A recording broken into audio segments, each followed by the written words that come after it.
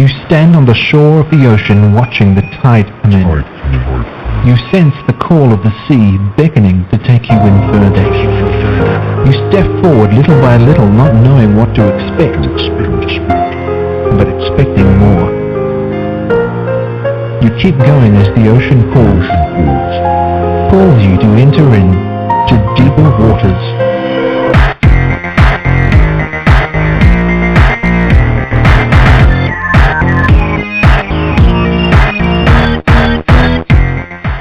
Hello everyone, and welcome to the Deeper Waters podcast. I am Nick Peters, your host, seeking to bring you the very best in Christian scholarship and apologetics. We've got an interesting show lined up today. We're covering a topic I've never covered on here before, but it's been one of interest to me. Some of you might have heard of something called the Shroud of Turin before. Now, I used to be one who was thinking, yeah, we've pretty much seen this as like a major myth and such, haven't we? And then I went to an apologetics conference, and Gary Habermas was giving a talk on the Shroud. And Gary Habermas isn't a fool, he isn't gullible, as far as I know, anything like that. And the stuff he was saying, I'd never heard it before, and I found it quite fascinating. Now, a couple months or so ago, I was talking to him on the phone about something, and he said, hey, have you heard about this book called Test the Shroud? And I said, no, I haven't. He said, well, it's by a guy named Mark Antonacci, and I read it on the flight somewhere and on the way back, and I just couldn't put it down. You should see if you can get in touch with this guy. So I did, and things worked out great. We've got Mark Antonacci on the show right here. Let me tell you a bit about him. He is an attorney and author who has studied all aspects of the Shroud for 34 years. That's nearly as long as I've been alive, which is pretty interesting to me. He wrote The Resurrection of the Shroud, the most comprehensive book ever written on the Shroud, until his landmark book, Test the Shroud, was published last year. He received a Bachelor of Art degree from Western Illinois University in 1971, with a major in political science and a minor in history, and graduated with distinction from John Marshall Law School with a Juris Doctorate degree in 1977. He gave a keynote address at the international conference held in Italy in conjunction with the Shroud's exhibition in 2010, in which he proposed that a new series of sophisticated and minimally invasive tests be performed on the Shroud at the atomic and molecular levels of his famous burial cloth. He has written the leading scientific hypothesis that not only explains the Shroud's body image, but also its radiocarbon dating, its excellent condition, its pristine human blood marks, their still red coloration, the possible outer side imaging, coin features, inflower images, skeletal features, and all of its other unique features. This hypothesis has been published in a peer-reviewed scientific journal, and although it involves a miraculous event consistent with the resurrection, its occurrence can be scientifically tested. He asserts that these proposed tests could prove whether the Shroud was irradiated with particle radiation, whether the source was the length, width, and depth of a crucified corpse in the cloth when this event happened, where it occurred, the age of the Shroud and its blood, and the identity of the victim. He asserts this technology could also test all of our natural or artistic explanations for a Shroud's images or its radiocarbon dating.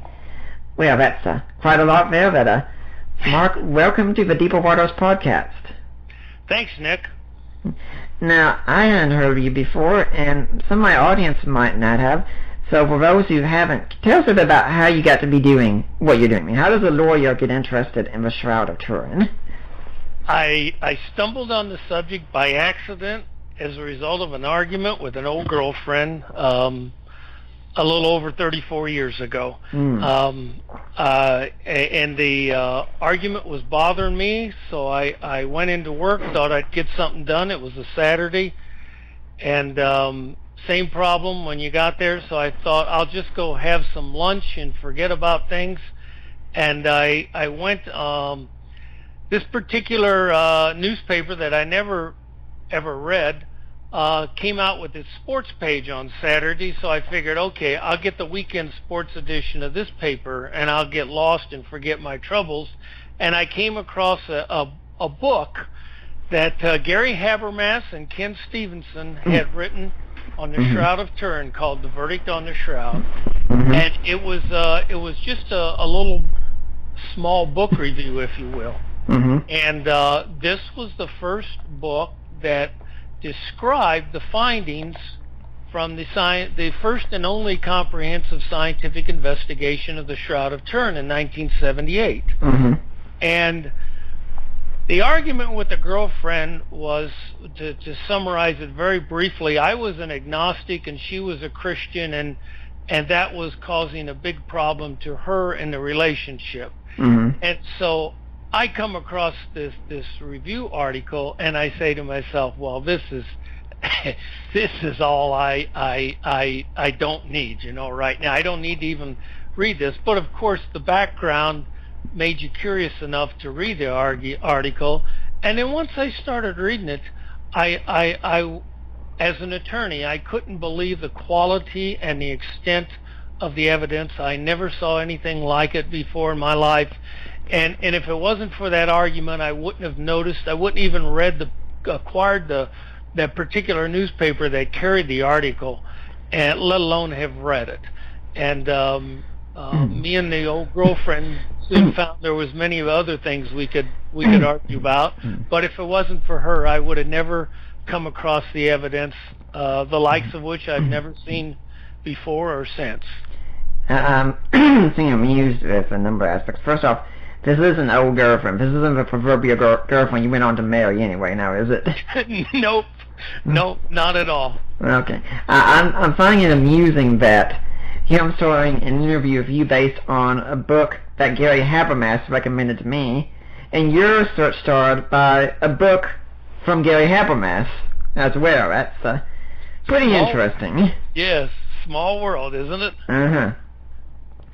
Now, before we really leap into this whole topic, just in case there are some people out there who might not know, what exactly is the Shroud of Turin? It's in ancient times, people were buried in shrouds. They're long burial garments. This one is over 14 feet long and 3.5 feet wide, and they lay the corpse on the bottom part of a cloth that's completely spread out, and they fold over the top part of the cloth over him. It's like, in a way, if you will, he's sandwiched in between two folds of a cloth. And this burial shroud, unlike any other shroud or blanket or cloth or sheet or anything that's covered a wounded or dead person, this one has the most remarkable, unprecedented images in all of history. And it also has about 130 blood marks that are just as unique as the body image. And they're the wounds and images of a man who's been scourged with a Roman flagrum. He's had a bundle of sharp-pointed objects placed over his head, such as a crown of thorns would have been in ancient times in the East. He's got nail wounds in his wrist, which is the correct location. He's got nail wounds in his feet. He's got the blood flows on his arms that are consistent with how a crucifixion victim would have moved on the cross. He has a post-mortem side wound with a Roman lancia from which blood and watery fluid flows. He has, it appears that this man, that the events occurred in Jerusalem in the 1st century, and it has all the consistencies with Jesus' resurrection in terms of time, place, instruments, executioners, and appearance. He looks just like the historical image of Jesus that's been handed down to us for 15 centuries. Now, why is it called in the Shroud of Turin?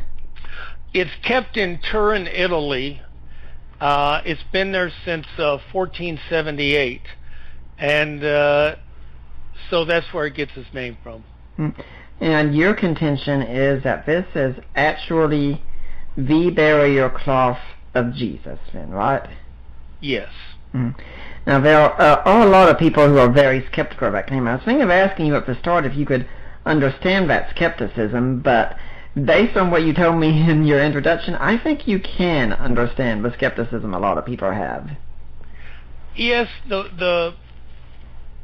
you have to understand that thousands of tests have been performed on the Shroud of Turin. Mm-hmm. Only one test result is inconsistent with its authenticity as Jesus' burial garment. And that's the one that many people are aware of. In fact, that's the only one that many people are aware of. But in 1988, it was carbon dated to the Middle Ages. And it was a very controversially conducted test, but that's the one that everyone is aware of. But most people that study the shroud consider this to just be an aberrant piece of evidence. There's a number of explanations for it, and the more you learn about the shroud and the possible explanations for the images and for the radiocarbon date, the more you realize the evidence is not only consistent with its authenticity as Jesus' burial garment, but here's the real significance of it. The evidence indicates that, believe it or not, it indicates that every element of the passion, crucifixion, death, burial, and resurrection of the historical Jesus Christ occurred exactly as those events are described in the Gospels. Now, if I'm remembering correctly, because I think I have all my books packed because we're working on a move here, your research foundation is called STIRP, for looking into the shroud. Is that right? STIRP was the name of the scientific group that conducted the only scientific examination of the shroud in 1978. Okay. My foundation is called Test the Shroud Foundation. Now, when we've got all these people out here about our researchers and such and wanting all these tests, are all of them people who believe the shroud's the real deal, or do you have some skeptics among them as well? Oh yeah, there's skeptics. There's skeptics involved. But most people, when they look at the totality of the evidence, they conclude that this appears to be Jesus' burial garment based on the evidence. Yeah, I like what Gary Habermas says. He says, he goes about 70 or 80. He says, you ask me, it depends on which day of the week, but the thing is that there's just so much about it that's so hard to explain any other way. I mean, if it was one or two things that were nice little oddities and such, you'd say, yeah, maybe not. But your claim is there's about over 130, right? Yes, 130 blood marks, and there's probably tens of thousands of uniquely encoded fibers on the length and width of the frontal and dorsal images. And the thing about the evidence is most of the evidence is unfakeable. And it would be absurd to think that someone in the Middle Ages caused these images and these blood marks. Absurd.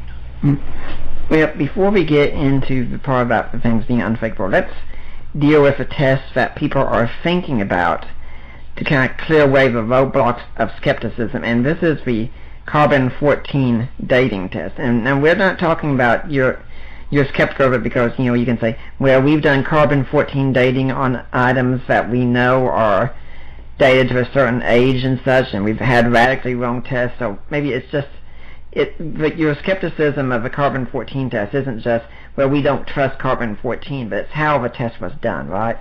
Exactly. Carbon-14 dating is a valid scientific technique. It's not infallible, but it is quite valid. So what happened in this test, then? Well, there's a number of hypotheses. The one that's growing in terms of the amount of evidence and in terms of the how this can explain so many things in addition to the radiocarbon dating is the evidence indicates that the image, the frontal and dorsal images, were caused by radiation. And actually, one form of radiation will create carbon-14 atoms in any object that is irradiated. The evidence also appears that the radiation came from the body wrapped within the cloth. And if that's so, the one form of radiation, neutrons, would create carbon-14 in the cloth, just like it creates carbon-14 in the atmosphere that's spread everywhere on the planet. Neutrons create carbon-14 atoms. They do not exist naturally in nature. They're created in the atmosphere by neutrons. So when scientists measure the carbon-14 atoms in the process of carbon dating an object, these atoms that are created by another source of neutrons, in this case a body, those atoms would not be removed when they attempted to pre-treat and clean a sample prior to dating it. It would contaminate your sample. It would make your sample appear to be much younger than its actual age. If that event happened, the radiocarbon labs in 1988 would not have known which carbon-14 atoms were added from a radiating event by the body and which carbon-14 atoms were created in the atmosphere and acquired by a flax plant and that was subsequently harvested and woven into a linen cloth. I have to say, when I was reading your book and you were talking about the whole scientific thing, I'm sure you can understand what's happening for some people, but I was getting a bit confused because I don't speak the scientific language that much, and it really is a lot of heady scientific stuff in there. But is there any carbon-14 methodology that you think they could do on the shroud that would be valid? Well, carbon-14 is a radioactive atom or isotope. Well, neutrons, if neutrons irradiated cloth or blood, both of which are all over the shroud, it would create two other radioactive atoms called chlorine-36 and calcium-41. If you measured the cloth and the blood for the extent of these other two radioactive atoms, that would tell you that the cloth was irradiated by neutrons. The number and the distribution patterns of the chlorine-36 and calcium-41 atoms that would be on the cloth and in the blood could only have been caused by neutrons, and it could only be caused by neutrons from the body if they're in the distribution range that we contend they are. And you could take samples from various parts of the cloth, and you could see whether there's a much larger than normal amount of chlorine-36 and calcium-41 in the cloth and the blood, and at different locations. Their amounts would increase the closer you got to the body image, and it would also increase along with its position on the body image. So a part on the chest would have more of these than a part on the ankle or the knee. Okay. You would not only know that it was irradiated with neutrons, and you would know the number. These radioactive atoms are created at very well established and known rates, you would know that it was irradiated, and you would also know that the number of neutrons that were released would also have an effect in creating carbon-14 atoms. You would know from the number of chlorine-36 and calcium-41 atoms, you would know how many carbon-14 atoms were also created on that same sample. Mm-hmm.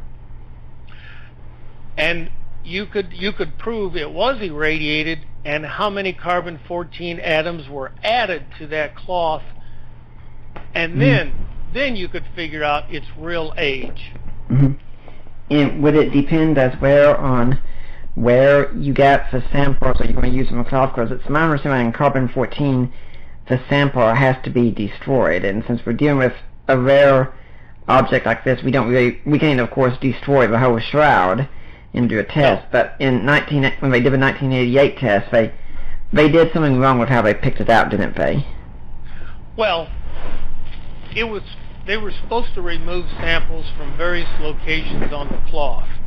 That did not occur. They took it from one location and cut it up into three pieces for each laboratory. Mm-hmm. That was one of the problems with the carbon dating. That was just one of the things that was wrong with it.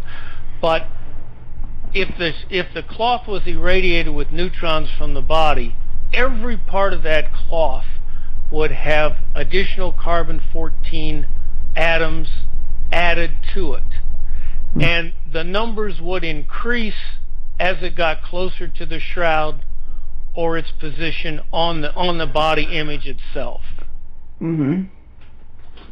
Now, let's talk about this image here, because the thing that we're discussing is whether the image is really, like, let's say, a photograph of Christ at a time caused by radiation, or if it's not. And some people could be looking at it and say, well, I'm just looking at this image here, and I'm not an artist, but I would suspect that if you could get a really good painter, they could go and they could paint what this image looks like. So what's the big deal? I mean, how can we say it's unfakeable? We could just recreate another one just like it.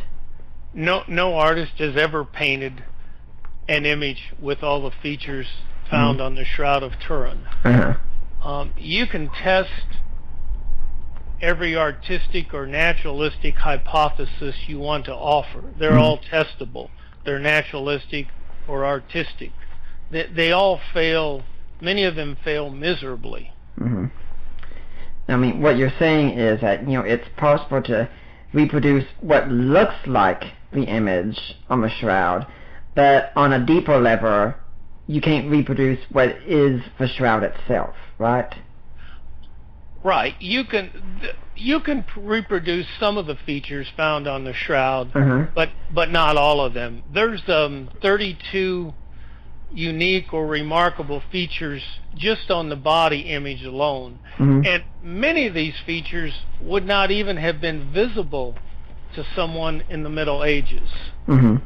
They were only discovered with the advent of modern technology, such as photography or computer imaging technology or photographic enlargers and focal microscopes and things of that nature. Really 20th century technology revealed these features that someone in the Middle Ages could not have seen them and could not have anticipated their discovery 500 or 600 years later. Yeah, let's also talk about some of the other things that you said on there. Because a lot of people might be wondering about how you said the nails in the wrist are in the accurate position, because usually in medieval art you'd expect to see the nails going through the hands of Jesus, because the text, it says hands.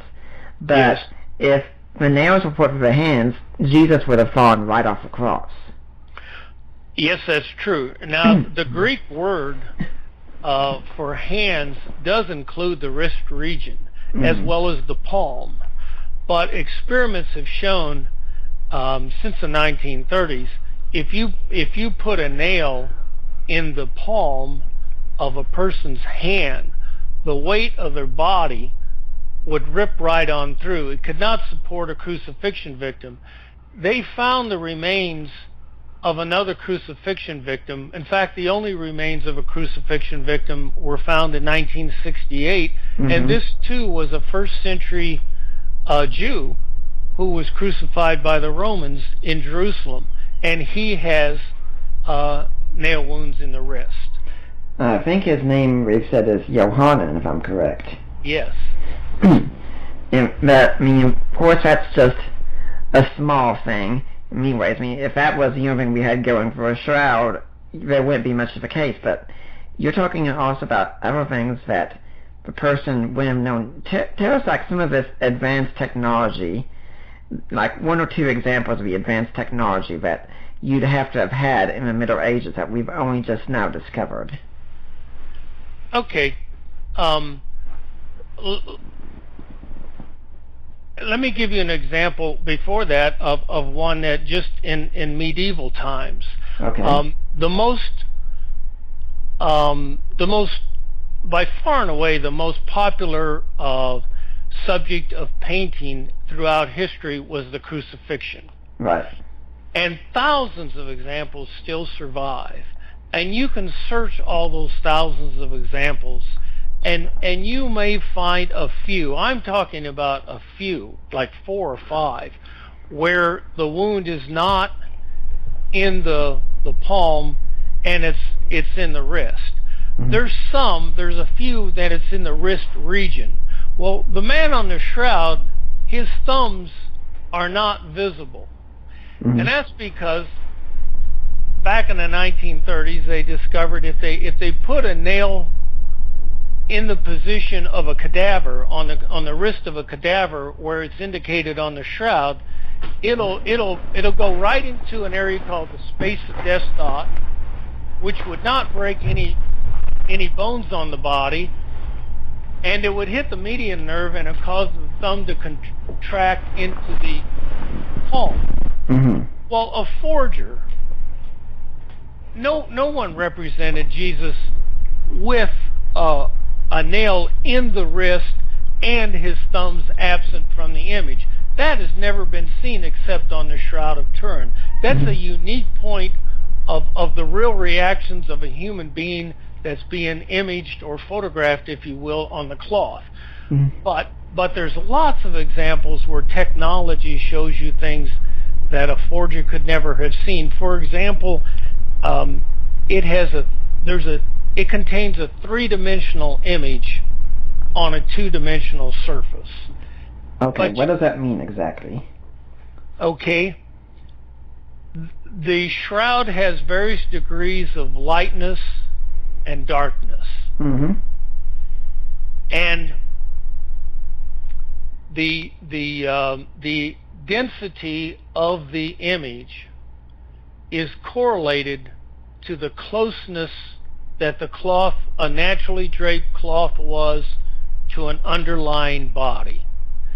It's the farther away from the body that the cloth was, the lighter it is. Okay. Closer it is, it's darker. No painter could paint such a correlation like that. And you couldn't even demonstrate such a correlation until the advent of computer imaging technology that can show the relief from an image that's based on lightness and darkness. And in 1976 that was discovered. In fact, that was an impetus for the formation of STURP to get permission to go study the shroud. The discovery that the image had 3-dimensional information on a 2-dimensional surface. If a painter could never paint that. And another example is its photographic quality. Until the invention of photography, where you could see the photographic negative, which has all the detail on the shroud, If you look at the image on the cloth itself, that is the negative image. It's faint, it's vague, it's not sharp. But when you take a photograph of it and you look on the photographic negative, there's where you get all the detail of a positive image on a photograph.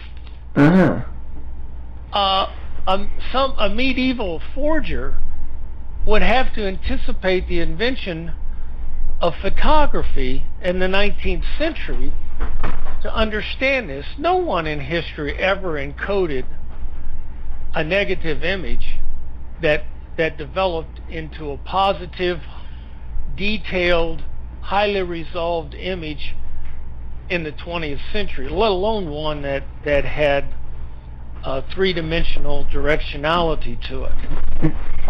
I can give you more examples if you'd like. Let's talk about the photography one for a little bit, because a lot of us started thinking like the first time that people were taking pictures of a shroud and someone goes into a dark room to make the pictures or do whatever they're supposed to, and they find something they weren't expecting to find, right? Yes. Okay, what exactly happened? Well, Secondo Pia, who was an excellent amateur photographer, and he was also an attorney, in 1898 got permission to take a photo of the shroud. No one was expecting anything to happen from it. It was set high on a wall. It was in a frame, a very ornamental frame. And he got to take this picture at night when the exhibit had closed. So by time he took the picture, and in those days you had a big photographic plate that served as your negative. By the time he took that home, went into his dark room, and started developing the picture, it's around midnight.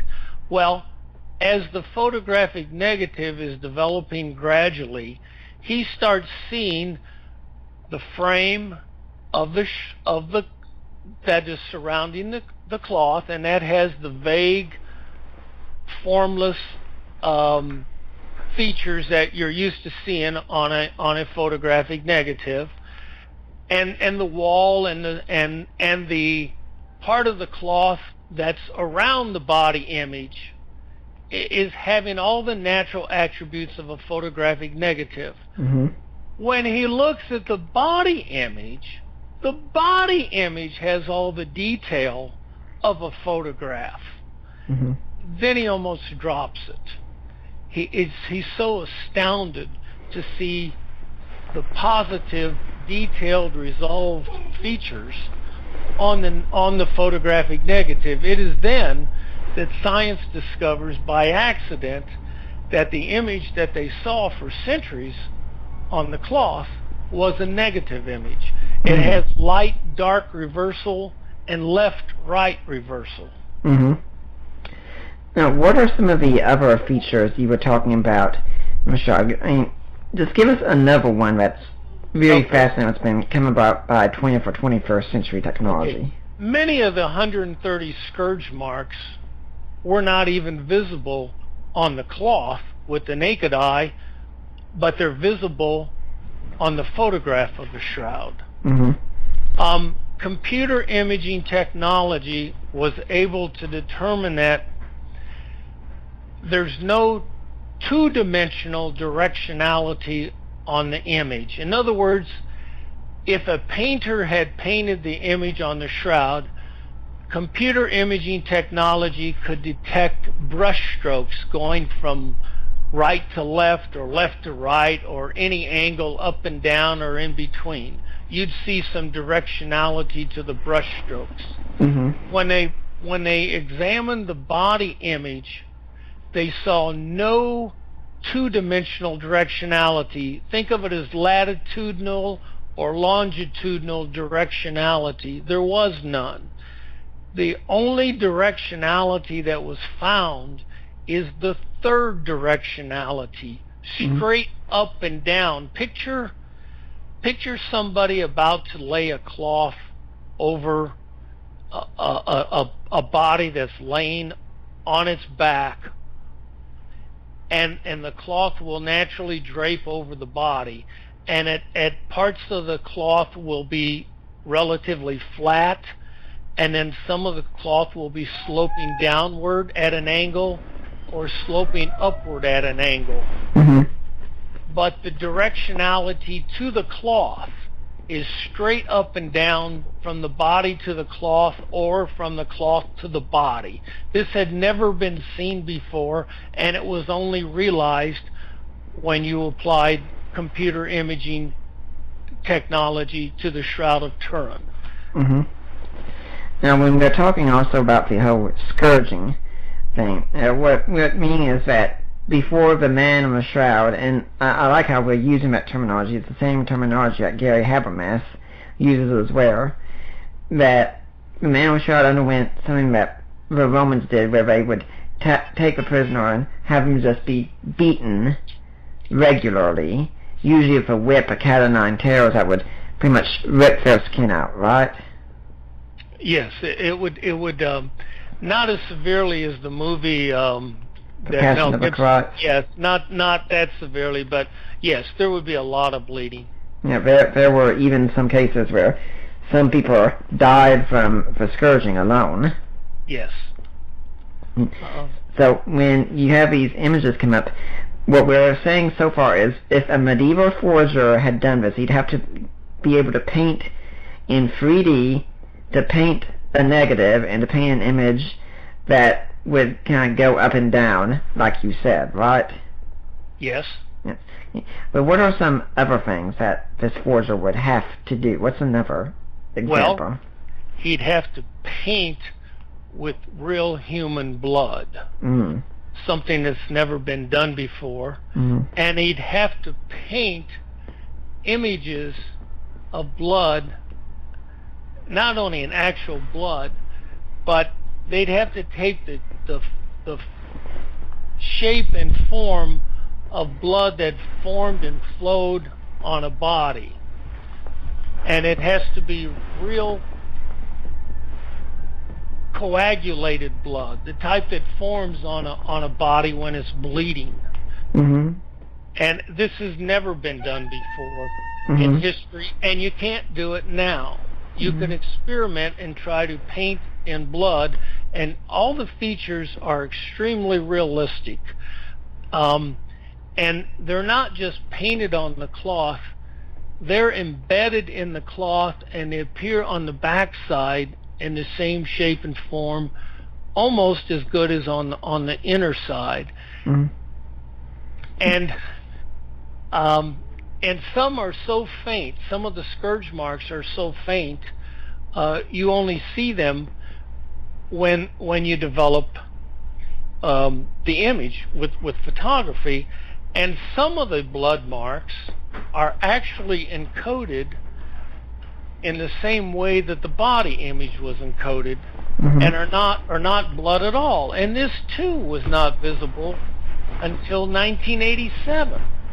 One of the STURP scientists discovered that as well in subsequent follow-up studies. A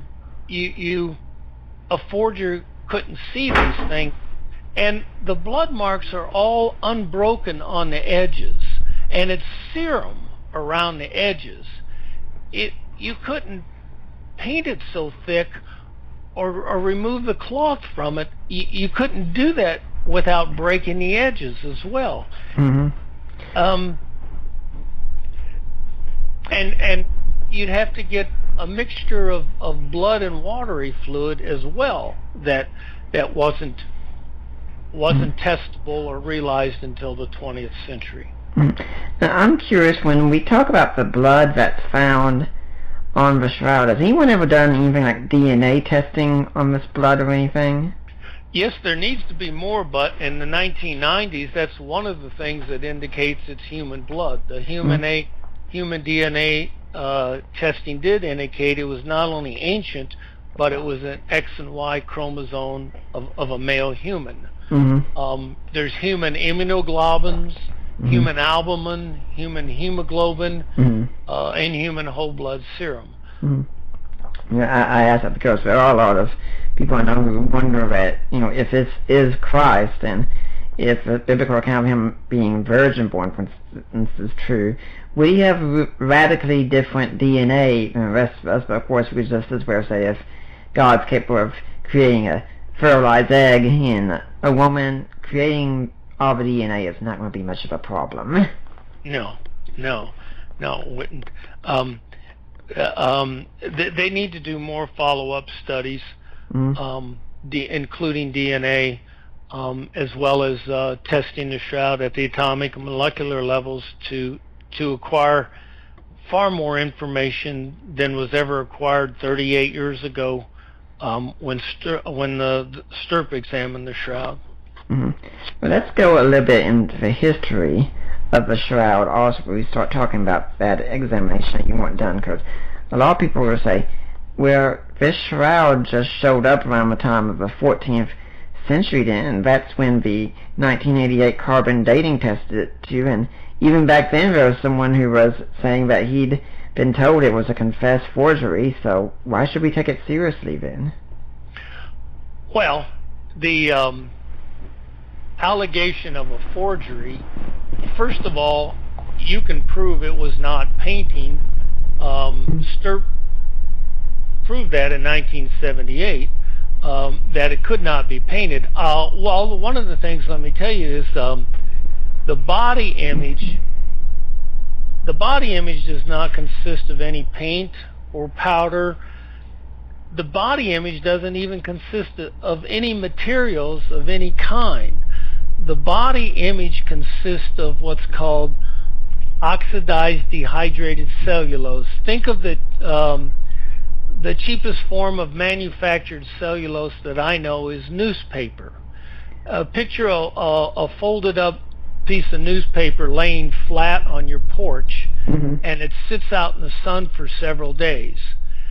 And the outer layers of the newspaper start turning yellow. But if you look on the inner layers of the newspaper, it's still a whitish or grayish color like it was when it was first delivered. What happens is the outer layer of the newspaper is oxidizing and dehydrating and turning yellow. That's what the body image consists of. It doesn't consist of any paint or anything like that. And the subtle differences between the more yellow body image and the less yellow background image, the eye can't even distinguish the differences unless it stands about 15 feet away from the cloth.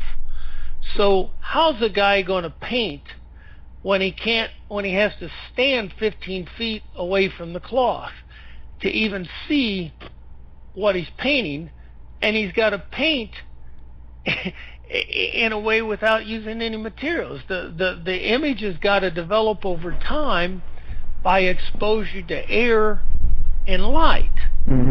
You can't paint that.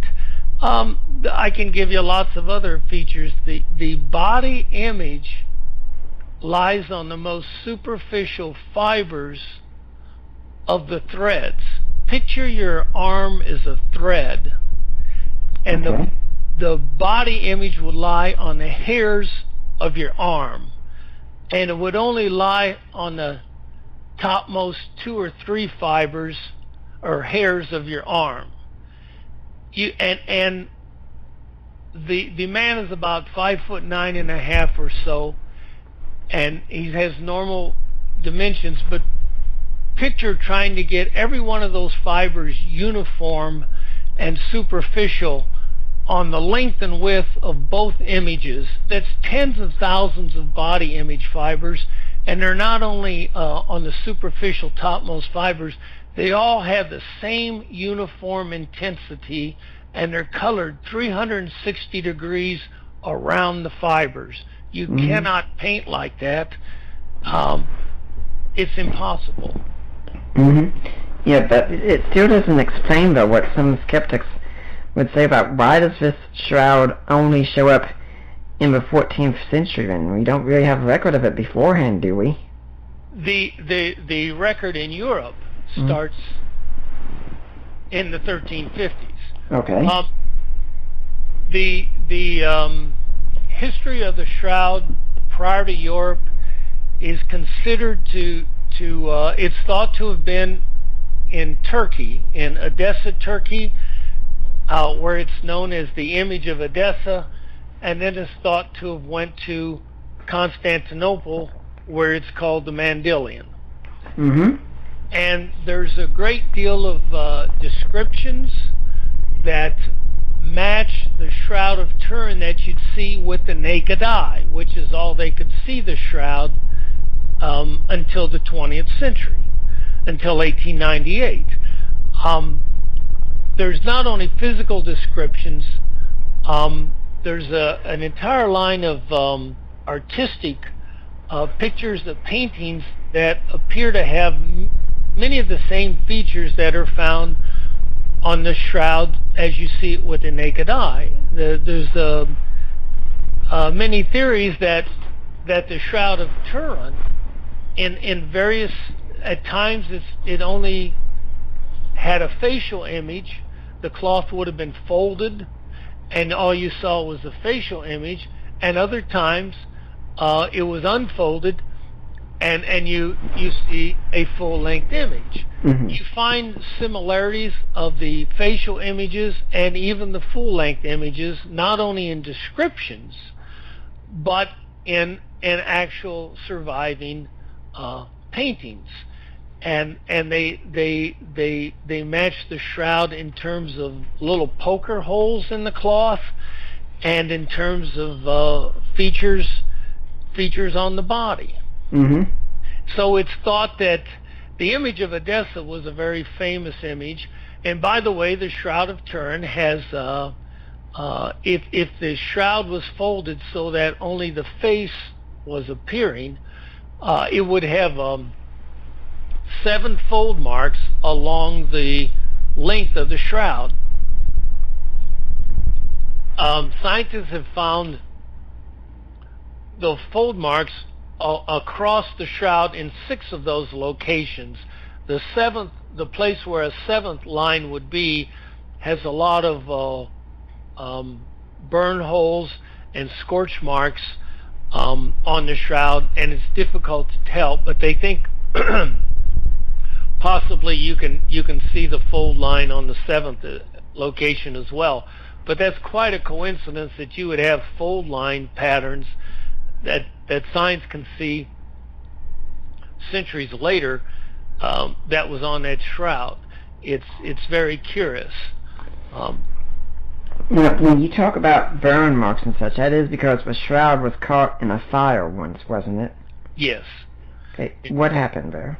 In 1532, it's kept in Chambéry, France, at a cathedral. Mm-hmm. The cathedral catches on fire. The shroud is inside a reliquary that has a silver lining on the inside. Mm-hmm. The lining gets very hot.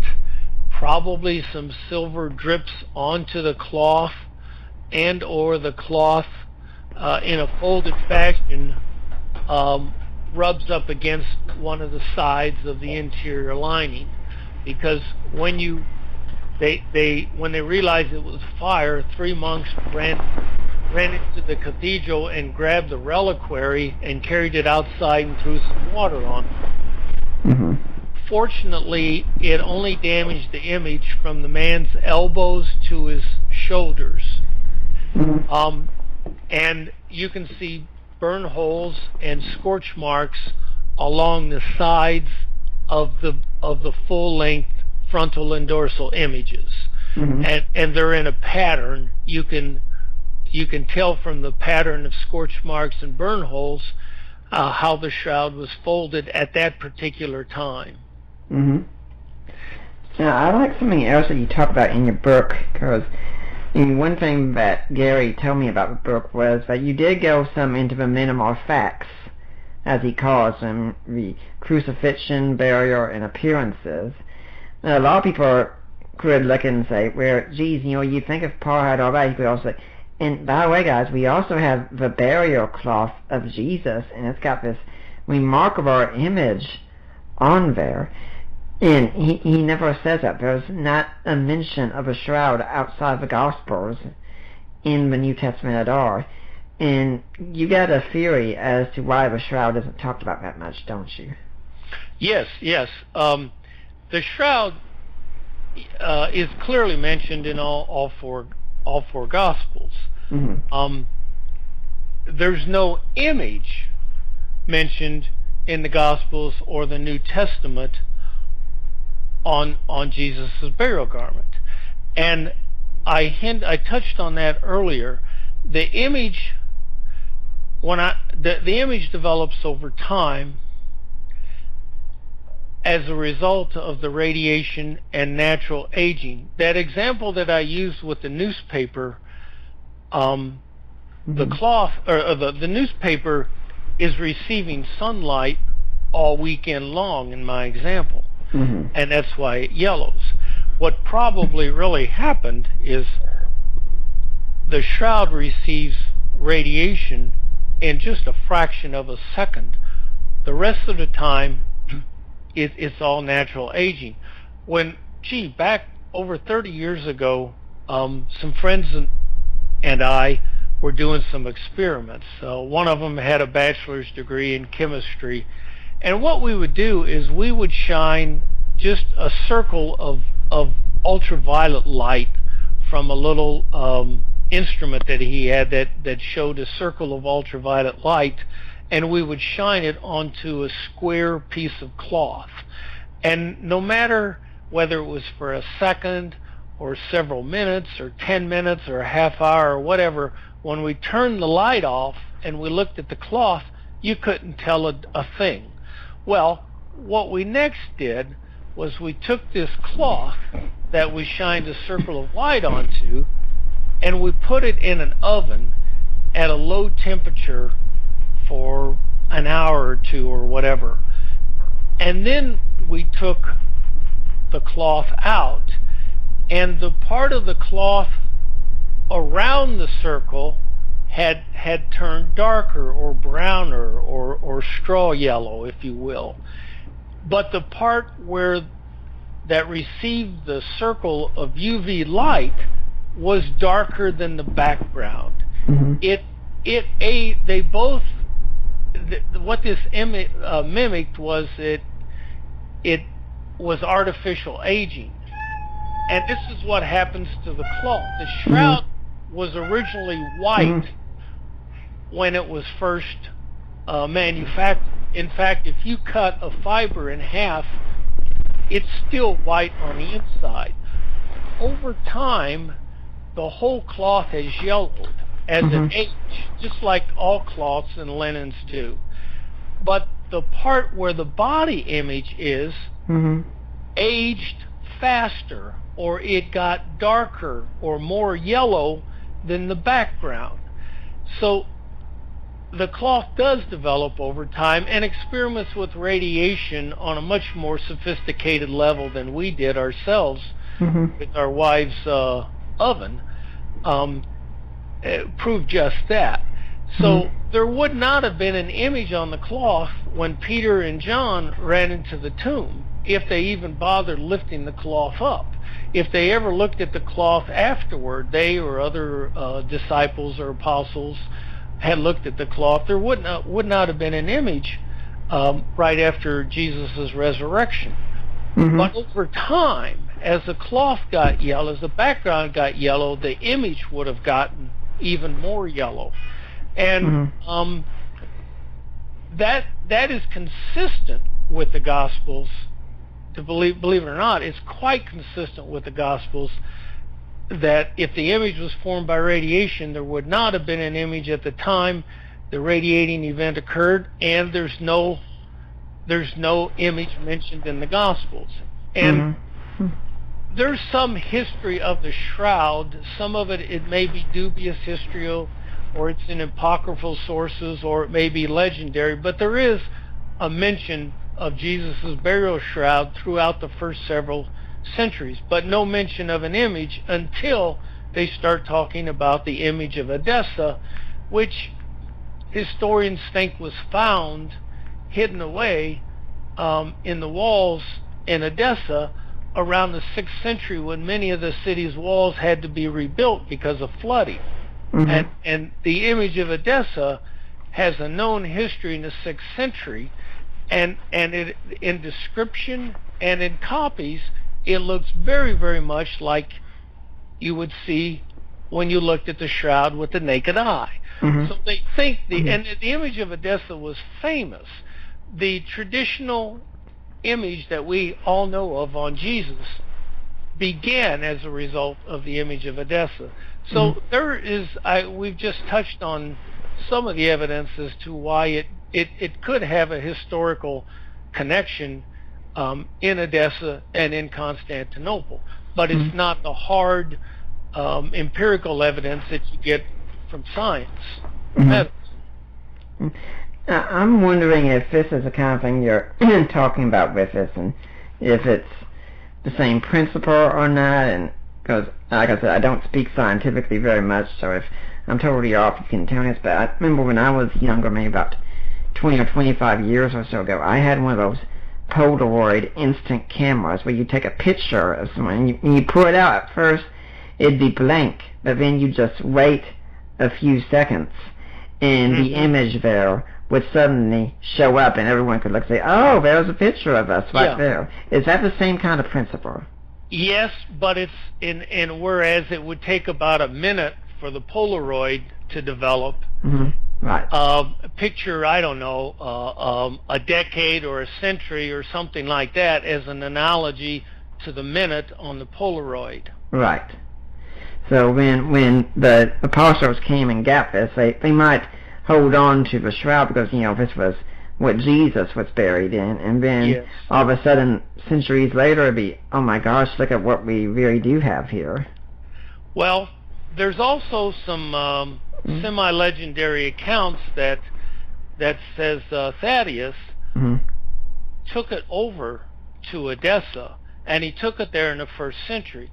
First century Jews would not probably, while they would have been attached to Jesus' burial garment, the Jewish laws forbid you to have any garments that were in contact with a dead person. Because of uncleanness. Exactly. So the cloth went over, according to these accounts, it went over to Edessa, where they did have in the decade of the 50s, the 1st century, in the 50s AD, where there was a king and who had an interest in Christianity and was supposedly converted as a result of this cloth going over there. And it may have had an image by then. 20 years later, it may have started to have a faint image. And well, anyway, the region reverts back to pagan religions, and so the shroud, it's thought, and the image of Edessa was hidden away, and it wasn't rediscovered until centuries later when flooding caused Edessa to rebuild its city walls on 3 different occasions in the 6th century, and they think on one of these occasions they find it because the stories about the image of Edessa do not begin until the 6th century, and they don't describe its miraculous properties until the 6th century. And so sometime between the 1st and at least the 6th century, the image could have developed, and it could have been as little as 20 years later, or as long as 500 years later. Well, I'd like to remind everyone I'm Nick Peters, and this is the Deeper Waters podcast. This week my guest is Mark Antonacci. We're talking about his book, Test the Shroud, on the Shroud Truant. Oh wait, if you're curious about last week's, I did do the interview, but something went wrong. Somehow we lost that. Hopefully we can get it back up again. So if you're looking for a Chris Tearing podcast, we might just have to redo it. I'm not sure at this point. But it's all on my head. So, sometimes it happens. If you're here next week, you're not going to get anything because I'm not going to be doing a show next week because if you've kept up with my blog and such, we're in the process of getting ready to move to Atlanta so I can assist Mike Lacona with his ministry work down there. And so that whole week I'm not going to be doing any blogging. I'm not going to be doing any podcasts because I'm not sure how long it's going to take us to get everything set up. I don't want to do any arrangements and let someone down and such.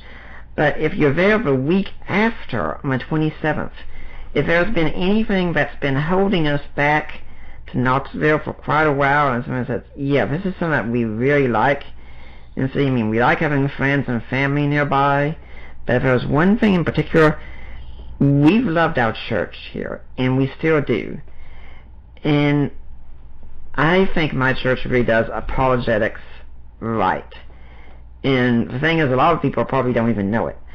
But I'm going to be having my current pastor, Matthew Peepers, come on. And we are going to be talking about church planting and how the church can go out and reach people in this modern age with the gospel. Because our church, The Point, does a lot of things that would be considered revolutionary, maybe unconventional, and such, and are still orthodox. I'm not going to give them word. I don't think we do anything immoral, but you'll find us at places you wouldn't expect to find a church. So I'm going to be talking to the pastor about how he brought this about and what message he'd like to give to other pastors, and especially how apologetics plays a role in all this. But for now, I'm interviewing Mark Antonacci, talking about his book, Test the Shroud. Now, one other thing I'd like to say about the history here is that and it surprised me, I read this, I think it was Ian Wilson who did this research, but yes, that when we look at paintings of Jesus, for the longest time, Jesus has no facial hair whatsoever, and then all of a sudden, every painting has him with a beard on it, and you think this is tied to the shroud? Yes, in the first 5 centuries, he's beardless, his appearance is completely different and is quite varied. But beginning in the 6th century, the traditional image of Jesus with long hair down to his shoulders begins, and it still continues to this day. Mm-hmm. And that's the result of the image of Edessa. I'd like to also look at some of the other features of a shroud that are quite unique, and we can get to more of the advanced scientific ones later on if we have time, but for someone like myself who doesn't speak the scientific language, this kind of stuff to me is very interesting. Let's talk about, for instance, the coins on the shroud. What's so unusual about coins on the shroud? Well, there's 2 features about the coins that are interesting. Mm-hmm. Like many artistic representations from the 6th through the 13th century that seem to be based upon the shroud or have that are very similar to the image that you see with the naked eye on the shroud, coins, there's now 3 very impressive coins from 692 to 695 that were minted by the Byzantine Empire by Justinian II that are also very similar to the features seen on the shroud. Some of them very, very similar. And the pictures are in my book. By the way, my book's available on Amazon.com as well as our website, testtheshroud.com. Mm-hmm. But there may also be an image of a 1st century lepton that was minted in the years 29 to 32 in the reign of Pontius Pilate. There may be features over the right eye of the man in the shroud like that. Mm-hmm. And there is also some images of flowers on the man in the shroud. I don't see I see a couple myself, but I'm not a pollen specialist or an imaging specialist, but some think they also see features from other flowers that grew only in Jerusalem and in the springtime, also imaged on the shroud. Again, I don't see as many as some people claim, but I do see some, and I do have some of these certainly coin images and also flower images in my book. And now something else interesting about the coin image, as I understand that, it looks like on the coins there's a misspelling of a word, and well, first off, it kind of surprised me to think that a forger would key in and do something like the microscopic writing in that time, but also we've found coins, I think 7 of them, with this exact same misspelling. Is that right? Yes, there's 4 of them like that, like with that misspelling, and a forger could never have put the details of the letters or the lightus that may be seen on the coin on visible on close-ups of the shroud taken over the eye. He could have never encoded such small features. He wouldn't have encoded a misspelling on the shroud.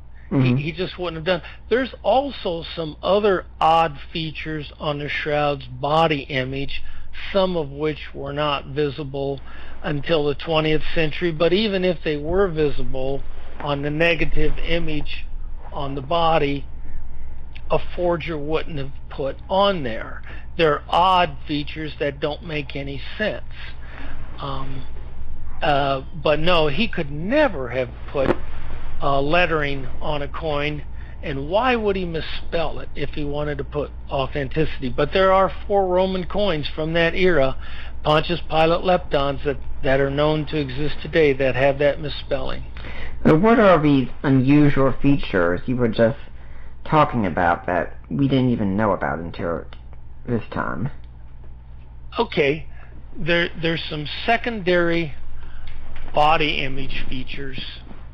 The man's, you see it on the positive image, but his right thigh, the part of his body from his part of his leg from his knee to his hip, is thicker than his left leg. No forger would put that on there, but as I explain in the book, it's a result of the cloth collapsing over and around the legs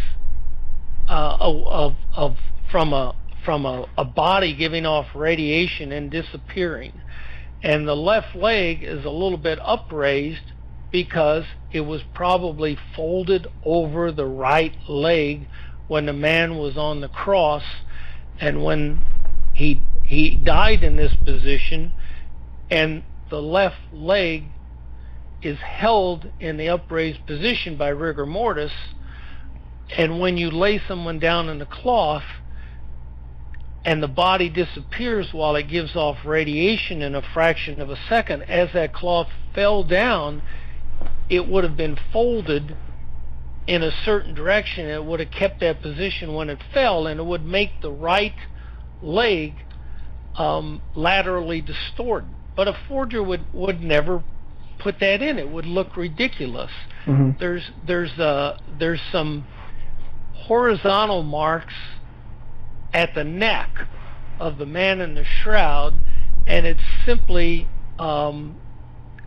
picture of cloth that's draped over the chin and beard of a man that's now going to fall down, and it's going to encode some of the part of the throat above the Adam's apple and at the Adam's apple, and it's going to come out in an awkward, sort of unusual horizontal mark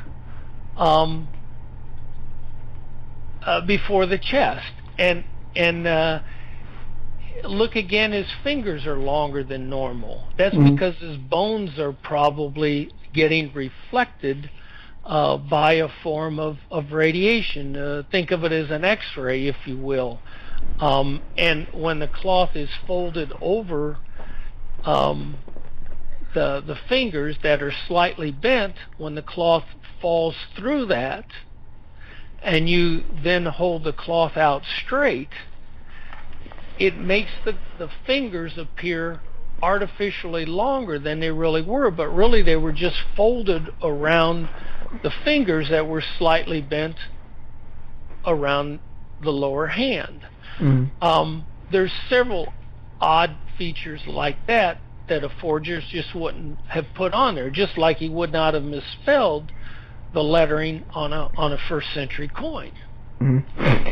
I think I remember reading some about that in a book several years ago. In fact, I was just now trying to look it up, and it was about the chartreuse. I think it was called Resurrected, where the person talked about putting like a cloth on their face and then noticing that it was different when they were sitting up, something along those lines. Do you know what I'm talking about? Gil Lavoie had a book by that title, and he calculates that the marks, yes, the blood marks, I go into at some length in my book, and I take it one step farther than Dr. Lavoie did. The blood marks are actually, if you look at them, they're encoded over the hair.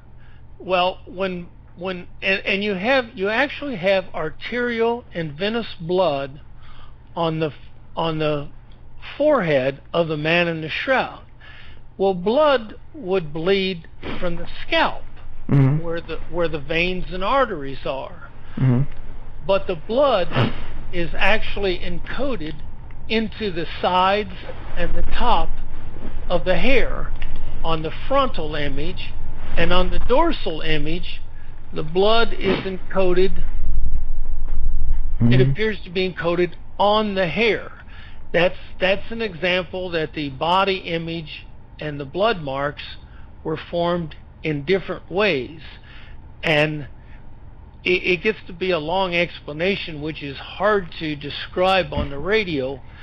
But it's another example that a forger would not do that, and yet these blood marks have all the intimate details that only an intimate contact between the body and the cloth could reveal, that you could never have painted, and that could not occur naturally. Now, with these kinds of medical things and such, do we have any like peer-reviewed works by groups of doctors who have examined the shroud and said, yes, this is what's going on with the man in the shroud? There was physicians that belonged to Stirp. Physicians have been able to, you can learn a lot about the body from the photographs of the shroud. And physicians have been examining the shroud really since 1900 to 1902. The first anatomist was a guy named Professor Yves Delage. He was an agnostic too. In the 1930s, probably the most famous physician to examine the shroud was Pierre Barbet. Dr. Robert Buckland, who was also a Stirp member, published many articles. Many pathologists have studied the shroud too. Without doubt, this is the picture of a dead human male who suffered a series of wounds. They all appear to have been inflicted with Roman instruments, and the type of instruments that the foot soldiers, who were the people that were drafted to perform crucifixions back in the Roman empires, it's the type of instruments that they would have carried and used. I don't think there's any doubt that this is a human body. And to try to give the reader maybe a summary of it, all the unique features on the body image, there's 32 remarkable features that I've mentioned in the book that are distributed over tens of thousands of superficial body image fibers. Only one agent can account for all of those features, and that is radiation. Let me just give you one little example. Hair and skin, possibly coin, flowers, skeletal features, they're all encoded equally. Some natural hypothesis is not going to encode hair and skin and skeletal features. There's even a possibility of dental, of the front teeth being imaged on there. They're not all going to react in the same way, but all these features can all be encoded or accounted for by radiation. Radiation counts for all of these features. There's a number of items of evidence that indicate the source of this radiation could only have been that dead body in the cloth. And to tell you what is so exciting about the shroud is that the leading hypothesis for its radiocarbon dating and for the cause of its images, and where the evidence consistently points, is that the form of radiation was particle radiation. You think of particle radiation as consisting primarily of neutrons and protons, and the protons cause the image, and the neutrons cause several effects. They're just the opposite. Protons are very attenuating. They stop at the first thing they hit, such as the superficial fibers on a cloth. But think of neutrons as passing right on through the cloth and causing a number of effects that are, if you will, non-image effects on the cloth. But if these radioactive atoms are on the cloth, and if they were caused by, if their source is the body, you can prove that if you tested the shroud at the atomic levels. And not only that, you could calculate the actual age of the cloth in the same way that you calculate when this event occurred, and you could even calculate where this event occurred. If Jesus' burial tomb is intact, you could prove that this event occurred in his burial tomb. You could have an extensive amount of objective and independent evidence that every element of the passion, crucifixion, death, burial, and resurrection occurred exactly as they're described in the Gospels. And when I say an extensive amount of evidence, I haven't mentioned atomic evidence in the sense that if you just took a few samples from strategic locations on the shroud, you would have billions of items of unfakeable evidence in the form of these radioactive isotopes that could only have been formed by neutron radiation. Well, I'd like to remind everyone at this point of the show that I am Nick Peters, and this is the Deeper Waters podcast. Mark Antonacci is my guest, talking about his book, Test the Shroud, a look at the Shroud of Turin, very much in depth. And I'd like to remind you all that everything we do here, it's listener supported. We really depend on people like you, and we do thank you all for your great donation that came in during the fundraiser that Mike Lacona had to get my wife and I to come down and work with him. That fundraiser was successful, and we owe a great deal to you for that. That's why we're going to be going to Atlanta. We're going to be moving this Wednesday.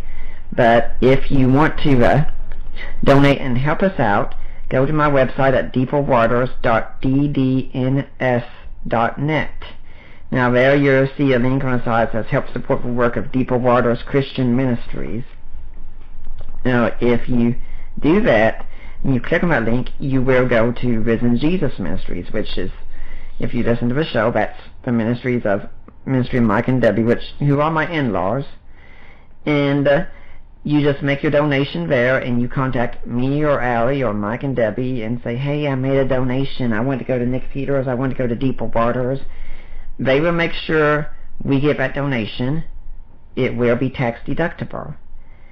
And if you can become a monthly donor as well, you're the bread and butter of what we do. And hopefully in the future we'll have a really good way of showing you how much we appreciate it, something we can give away and such. Right now all we can just say is thank you so much for donating to us. But if you want to find some other ways to support us as well, you can go to Amazon and you can do a search for me, and you'll find a few books. One that I have written myself, an ebook, A Creed for the Ages, a look at the Apostles' Creed. Since I do attend the Lutheran Church and we say the Creed regularly, I decided I should write a book and let the people know what they're really saying. And if you want, you can find some of the books I've co-written, such as Defining Inerrancy, or Groundless, or Christian Answers to This Generation's Questions, or even when I did a debate with an atheist, God and Natural Disasters. And finally, guys, unfortunately it might be a bit late for this, but if you want to try and make up for things here, because tomorrow is Valentine's Day. Now, since we're going to be traveling tomorrow, I already gave my wife a Valentine's gift today. Well, guys, I really encourage you, don't wait till Valentine's to give the gifts necessary. Be giving gifts all year long. But if you want to give something really special on a Valentine's Day, if you're thinking of popping up a question or something like that, just go to our webpage and you can support our ministry through jewelry. You can buy a piece of jewelry for your wife to show her how much she means to you, or for your girlfriend, show her how much she means to you as well, and maybe that you want her to mean a little bit more to you. And you go to the page of Premier Jewelers, use the code word LOVE, and our friend Lena Clester handles it. Whatever you purchase, 25% of that will go to Deeper Waters. So, guys, this is a win-win for you. You get a wonderful gift for your bride or the lady in your life. You get some wonderful brownie points that way, and you support a ministry at the same time. Now, Mark, do you have an organization or a charity you'd like to see people donate to? Test the Shroud Foundation is conducting scientific research in all phases that we talked about. We're specifically focusing on advanced scientific techniques that could actually demonstrate whether a miraculous event occurred to the man in the shroud, and not only when it happened and where it happened and the age of the cloth, but you could easily identify who this victim is. The significance of the overall work is you could actually, by proving these events in history actually took place, you'd be proving that the central premises of Christianity is corroborated by an extensive amount of objective and independent evidence, which no other religion or ism, whether it's atheism or agnosticism or whatever the ism is, none of these isms have any objective and independent evidence to corroborate their central premises, whereas you would have billions of items to do so with Christianity. And as a former agnostic, that made a big impression on me. You know, I'm remembering right now that I interviewed someone, I think it was in November of last year, that he might work for your organization, but I know he's done some research and speaking on the shroud. He has a book, Visions of Jesus, Philip Wyby. Does he work with you all, or? I've heard of him, but no, he's not part of our foundation. Okay. Now, if people want to donate to your foundation, where do they go to? They could go to testtheshroud.com. It also pops up when you go to testtheshroud.org. Okay. And I'm just now, in fact, doing just that just so I can see what happens here. But yeah, testtheshroud.com, Mark Antonacci, and it's tax deductible, isn't it? Yes, it is. Now, one other aspect of the material that I'd like to talk about on the shroud I find pretty interesting is, well, this is going to be pretty interesting since we're talking about Valentine's Day here.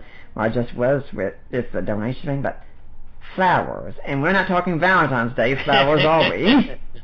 Uh-huh. So what do flowers have to do with a Shroud of Turin? Well, some Israeli botanists have they started doing their work based upon the pollens. There's pollens have been identified from the Jerusalem and the surrounding area, and it's not that large of an area, but they're found, all the pollens that have been found on the shroud, all but 3 originate in Jerusalem, and some of these other few pollens are also found in Turkey. You would think that a larger number of the pollens found on the shroud are also exist in Europe, which they do, but the greatest number and just about most of these flowers are found from the Middle East, and most of them originate in Jerusalem. It indicates that the ancient technique of retting flax and then weaving that into a linen, it's a strong indication among many that the cloth originates in Jerusalem. But the pollen evidence was shown to some Israeli botanists, and they started finding a number of flower images that may also be reflective images on the scene on the shroud. They don't have all the properties that the body image does, but they may have been thrown around the edges or sides of the body. They not only are found in the area of Jerusalem, but they all bloom in the springtime. So the significance of the flowers were that they were picked in Jerusalem in the spring. Now there's other evidence. Limestone has been found on the shroud itself that matches the same rock shelf that Jesus was buried in. There's other indications that the man is a Jew and he was buried according to detailed burial customs. Coins were also placed, I forgot to mention this, coins were also placed over the eyes of Jewish burial victims in one era, and that was the Second Temple era, where they've now found many tombs where coins are also, some of them found in the back of the skulls. When the eye socket rots out or deteriorates, the coins drop to the back of the skull. Many of them are found in tombs where the skulls are intact, and also where the skulls have deteriorated over time. But they're there for a purpose. They have even found an intact full skeleton with the coins still laying over the eyes of a Jewish burial victim in Israel, not that far from Jerusalem. It's really amazing. If there's coins over the eyes of the man in the shroud, it would be consistent with Jewish burial practices. And if you examine the shroud at the atomic and molecular levels that I call for, it could tell you whether this imaging is from a Jewish, is from a coin, or from a flower, or what the elements are in that parts of the fibers that contain these images. You could answer just about all the outstanding questions on the shroud, which is very considerable. But it could probably test every image-forming hypothesis, every explanation for the shroud's aberrant radiocarbon date. It could answer all the off-image questions, some of which we've touched on, as well as all the on-image questions still outstanding from the Shroud of Turin. We have nothing to lose and everything to gain by testing the shroud. Now, when we're talking also, something that I don't think you said about the flowers I think is particularly interesting as well is these are flowers that would only have been blooming around the season of Passover in Israel that are found also, right? Well, yes, that would be the spring. I think Passover changes like Easter does. Yeah, it does, but around the springtime and such. Yes. And so if a forger is going to do this, they have to go to Jerusalem and get these specific flowers that would be blooming this time and just somehow disperse them across the shroud proportionately. Yes, and he'd have to get some from Turkey as well. Now, that is one of the few things that a forger could forge. Now, in the Middle Ages, he never would have had any idea that these pollens could subsequently be identified centuries later. But that he could possibly he could forge. Right. At least it's physically possible. But many of these other features are not physically possible.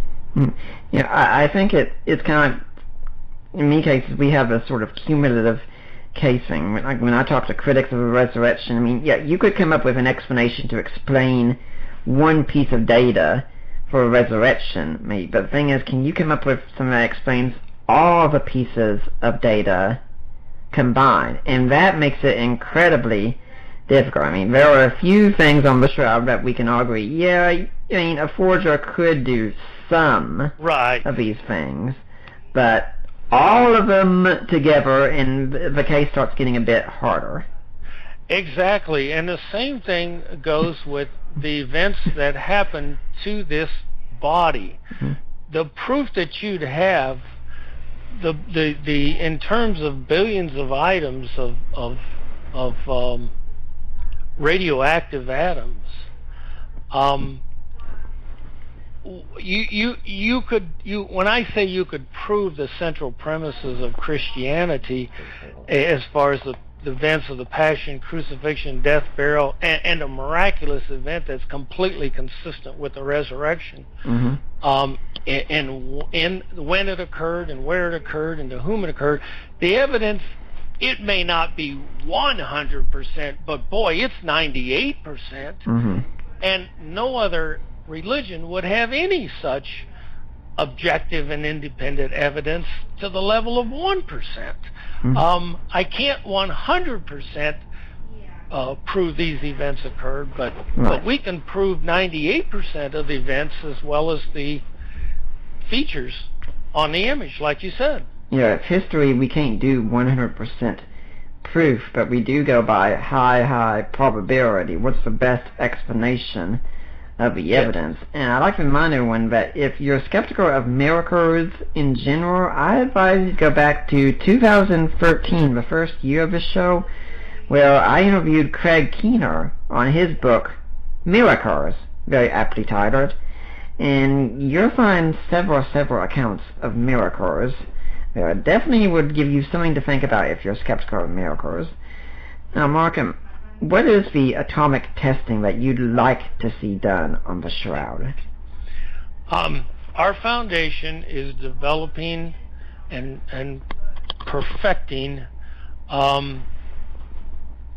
the ability to detect and count radioactive atoms in limestone, in blood, in linen, and even charred material that would have been behind the patches on the Shroud of Turin as a result of the fire of 1532 that we talked about earlier. Right. You can detect these radioactive atoms, including the radioactive atom carbon-14. in all these materials.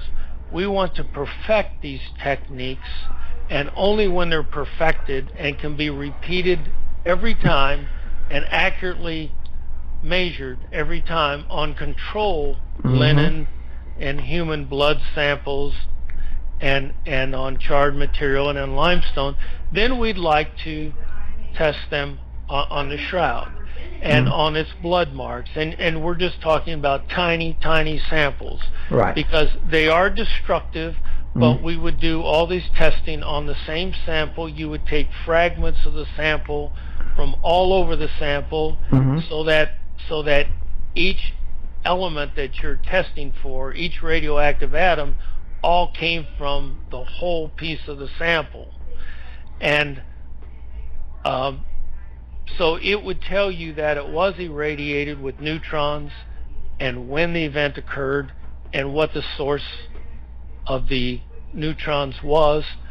And if Jesus' tomb is intact, when I say you could determine where this event occurred, I mean you could even determine which burial tomb this occurred in, whether it was Jesus' reputed burial tomb or not. And you would have all of these atoms not only occur at known rates, at rates that are known to scientists, they disappear at different rates, all of which are known to science. And it allows the measurement of all those things I said. But the good thing about it is they would each corroborate each other. You should get the same results. You just have different calculations with the linen, with the blood, with the charred material, and with the limestone. And that just corroborates each other when you get the same results on 4 different sets of samples from various locations throughout the shroud. And some of these things have already been removed from the shroud. When the patches were removed and the charred material was vacuumed from the cloth in 2002, it's still contained in bottles right now that are labeled, and so they've already been removed from the shroud. If Jesus' burial tomb is intact, you would only need a small amount of limestone to find these radioactive atoms, and it's all laid out in the book. But the tomb, if it's intact, you could find these atoms now, and then this would help you for what locations you want to select on the shroud itself. What linen samples you want to take, an off image and an on image sample, and you want to take some blood samples as well. But you would find different amounts of these atoms in all these samples, and it would be they could not be found in the amounts or the distribution on the shroud or in these materials unless they were irradiated with particles, with neutron particles. When you said that some of these atoms would disappear over time and such, is there in a certain time frame we need to do these tests in, or it's just kind of thing, this will take millions of years, so it'd be great to get this, but it's not a major rush? Well, with all the wars and conflicts going on in the world today, in which religion is a contributing factor or a direct cause or an underlying element, why not look at the core evidence for each religion? And this is objective and independent evidence. People could make intelligent choices as to these decisions, and these decisions literally mean life and death for the countries and the regions of the world in which these religiously based wars and conflicts are going on. This could not only have a benefit to each person from an eternal sense, but it could benefit the world you could have more of a world at peace. And let's face it, religious wars are expanding in our generation They're not decreasing. Mm-hmm. So it could have a benefit for all the world in an immediate sense, if you would, as well as a personal sense in helping you to find answers to some of the most fundamental questions of all. And these answers could also, it's just, this isn't nothing profound, this is just very orthodox, but the answers to these questions could also give you life after death, eternal life after death. Now, you've talked about these tests that you'd like to do and such. Is there anything that's preventing this right now besides just wanting to perfect all the tests before you do it? Is there anything else that's stopping these tests from going on? Physically, no, but I need to make these tests known to the public so that the public is aware of this and would like to see this happen. It's hard to get an avenue just to the Vatican. This has been the case throughout my 34 years of research. It's very institutional. The world knows very little about the Shroud of Turin. I want the world to know about it. I want the Vatican to know about it as well. There's many people throughout the world that knows very little about this, and it's perhaps relevant to every individual alive, every individual who will ever die. I want to put this evidence out to all the world. And yes, it's hard to get people to take an interest in this, and it's just a matter of education, though, is what I think. The technology needs to be developed further and perfected, but that's the only physical preclusion to this testing is the advancement and development, and we could use your donations to help us. This money would go to the spreading of the information, the dissemination of the information to the world, and to the scientific testing. I'm just wondering that if the group was allowed to study the shroud for carbon dating and such in 1988, then why would they be opposed to any further atomic testing such? I mean, I can understand it could take a long time to arrange, as I'm sure the Pope isn't exactly on speed dial for a lot of people. But is the Vatican really opposed to some research on the shroud now, or what? They're not opposed to it. They just take a neutral position. My book just came out recently, and it needs to be to many people in syndenology, that's the study of the shroud, many people who have studied the shroud are not aware of what testing the shroud at the atomic and the molecular levels could accomplish. So there's just a few of us that right now know about it, and hopefully your viewers know about it, and hopefully it gets much more attention in the media, not only the Christian media, but the mainline media throughout the world. And that includes many people in Italy or the Vatican that aren't that familiar with the shroud. It has been, there's a lot of myths about the Shroud of Turin, and just like it was deemed to be a painting for centuries, that radiocarbon dating I do not think is accurate.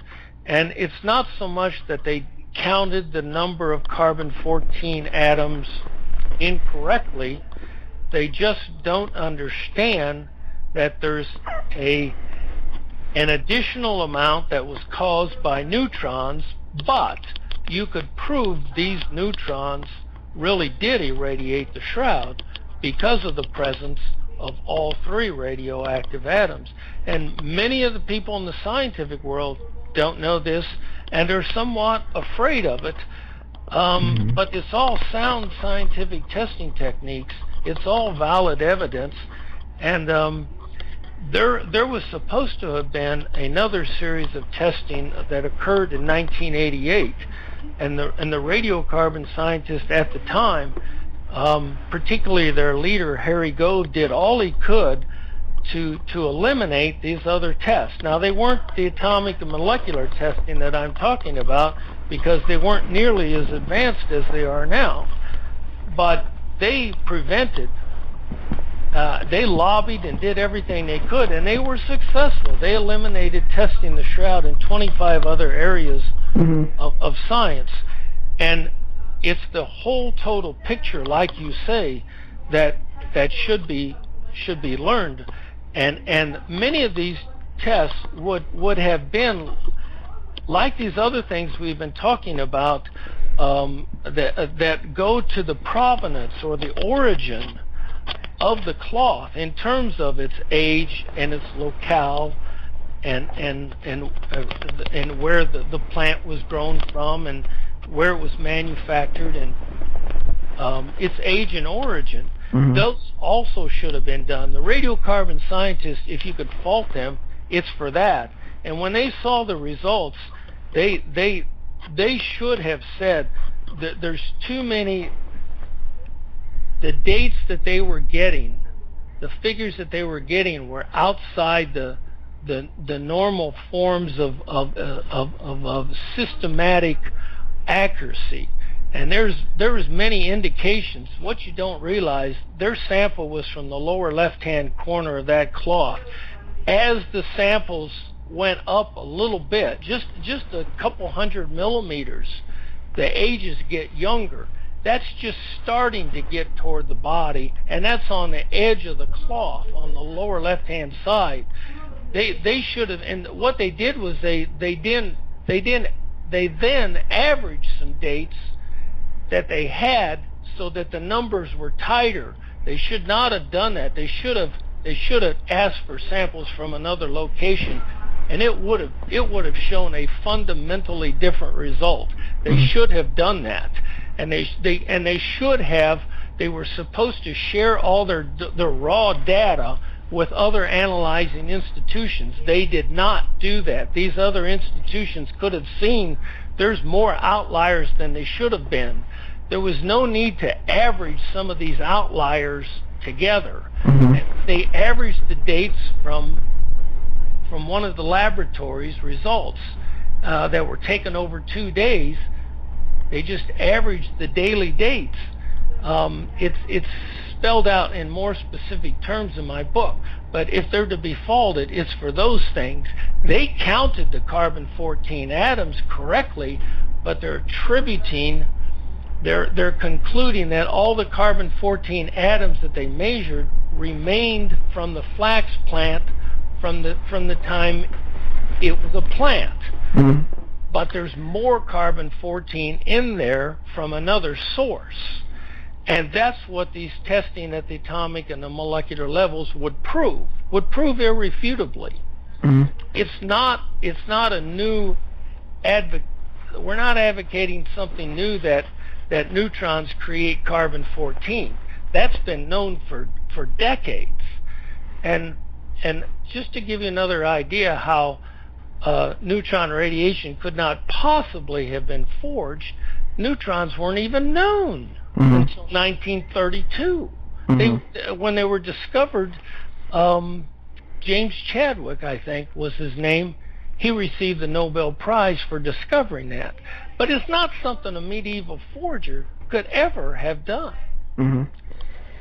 I think one of the problems that usually happens is the reputation of a shroud precedes it, not for real reputation, but for rumors that have been shared about. I mean, I know Gary Habermas, when he's talked to me about it, and by the way, for anyone interested, Gary Habermas is going to be on our show again this year, the Saturday before Easter, to talk about the resurrection. He told me he was going to read up on that topic just for the show, so we can be thankful he's doing some special research just for the show here. But he's, I remember him telling me about how when he goes out and he does debates, and he's said this on some shows before he's been on, that he'll have all these pieces of data he'll use to show the resurrection happen, and he says, if I have to, the last one, I'll use the Shroud of Turin. as well. And I think the thing is, unfortunately, we live in an age where there's great skepticism of anything like this, and you go on the internet, you see all these quotes being shared on Facebook, and you can easily look and see a lot of them are fakes, and so we just go and say, yeah, I don't want to be fooled by a fake, I don't want to be caught gullible again, so I just don't think I should take my chances with the shroud. And do you see that kind of thing going around a lot? Yes, people are not basing their opinions on the evidence, and they're basing upon upon reputations, some of which go back to the Middle Ages. And the shroud needs to be looked at scientifically and objectively, and that this is an opportunity for the world to look at this question objectively and independently. Like I say, the vast majority of this evidence cannot be forged, and it does not occur naturally. Yeah. When we're talking about the shroud and how people are so skeptical, I mean, the thing is, it's fine to be skeptical, and of course people should be skeptical, but unfortunately, in our day and age, skepticism has been seen as itself a virtue, instead of going out and saying, I'm skeptical, but I'm going to try and see what the best case is. I mean, I meet many people who I say, yeah, go read Craig Keener's Miracles. You're skeptical of miracles. No, I don't want to read books. Just give me the best ones you can find. And every time I think, you're not really interested in this if you're not willing to put forward the effort to do the study that you should be doing. Exactly. I've tried to research this as extensively as I can as an attorney, but I mean, for centuries, humanity has wondered about religious matters. Right. And no religion has ever had any objective or independent evidence to prove their claims. Now you could have this, and no matter what your background, whether you have any religion or you're a Christian or you believe in another religion, the question is as central and basic to you as anyone else. Every one of us is going to die, and we don't know what happens afterward. If this guy really did resurrect from the dead, this is relevant to all of us. This same individual clearly says, from the same sources where these events are first mentioned, he says that if you believe in his resurrection, you too can have life after death, even though you die. And we are all going to die. It's only a question of when and not if. This evidence is relevant to everyone, and this is very unfakeable and very objective and very independent, and the whole world should look at this regardless of what the outcome is going to be and regardless of where we're sitting at in our present condition. It's just unprecedented, and we need to investigate it. If I'm remembering, in fact, the chapter that you talk about this position is called Humanity's Right, isn't it? Yes. Well, Mark, I think we're getting near the time, unfortunately. We do have to be coming towards the end. And I really hope that this has, if you're still skeptical of the shroud out there, I can understand the skepticism, but I hope this is at least giving you something. I've been skeptical, but maybe I should give a second look. I mean, like I said, whatever you got to lose. And if you're someone like me, you've got several great arguments for resurrection already. What's the harm in having one more? Well, Mark, if people want to find out more about you and what you're doing, do you have a blog or website where people can get in touch with you? Yes, my website is testtheshroud.org or testtheshroud.com, and I've tried to lay out as much of this evidence in as basic and understandable manner as I can. It's still there's just a lot of this evidence, but that's a nice problem if there's a lot of evidence for the reader to consider. And I named the the book and the foundation have the same name, Test the Shroud. And right now it's available not only on the website and on Amazon.com, but we're just starting out, and we're going to do all we can to get it distributed in bookstores and make it accessible overseas and every place that we can. But you could help us do all those things. We would appreciate it. Just like Nick, our foundation is largely dependent on the viewer. Yeah. And if anyone's interested in that, you can go to Amazon and just put in Mark Antonacci or Test for Shroud. I see the book right here. It's available right now at the time of the broadcast for $29.95. That's only in hardcover. Unfortunately, nothing out there yet for you Kindle enthusiasts, much like myself. But hey, that could be coming in the future. We're planning on making it available in other formats as well. But right now it's only available in hardback. But